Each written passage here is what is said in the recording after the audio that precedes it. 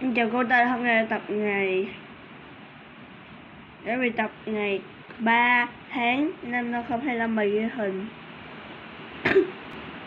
Xin lỗi, ngày 3 tháng 6 năm 2025 bài ghi hình 15 nguyên 1 2 3 4 5 6 7 8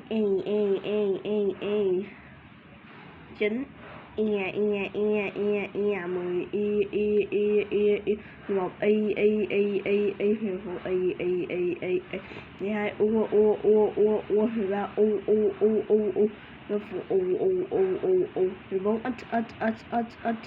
14 14 15 phụ